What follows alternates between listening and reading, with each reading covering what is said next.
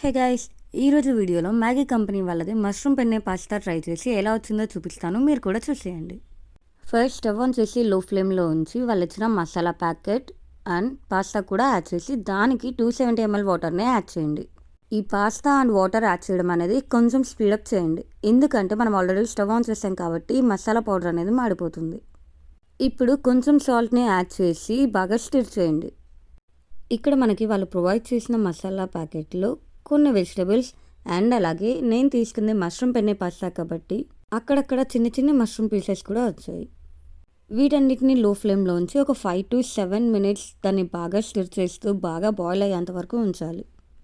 White sauce pasta type నచ్చే వాళ్ళకైతే ఈ మష్రూమ్ పెన్నే పాస్తా డెఫినెట్లీ నచ్చుతుంది. మీకు కొంచెం సాసీ కన్సిస్టెన్సీ కావాలి అని అనుకుంటే ఇంకా కొంచెం ముందే స్టవ్ ఆఫ్ చేసి సర్వ్ చేయండి. లేదు అంటే ఇలా సెమీ కన్సిస్టెన్సీలో ఉన్నప్పుడు స్టవ్ ఆఫ్ చేసి సర్వ్ చేసేయండి. ఇంకా కొంచెం టేస్ట్ని ఎన్హాన్స్ చేయడానికి నేను ఇక్కడ ఒరిగానోనే యాడ్ చేస్తున్నాను. మీ దగ్గర అవైలబుల్లో ఉంటే ఒరిగానో యాడ్ చేయొచ్చు, లేదంటే ఇటాలియన్ హెర్బ్స్ అలా మీకు నచ్చింది యాడ్ చేయొచ్చు. See you in the next video. By.